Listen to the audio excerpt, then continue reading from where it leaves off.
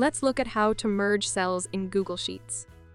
Let's explore the steps and other specifics of merging cells in Google Sheets seamlessly. Merging cells in Google Sheets is an essential feature that can help you organize and present data more effectively. Step 1. Select the cells you want to merge. Click and drag your mouse over the cells you want to merge. This will highlight them. Step 2. Navigate to the top menu bar and click the Format tab. In the drop-down menu that appears, select Merge Cells. Select the option that suits your needs.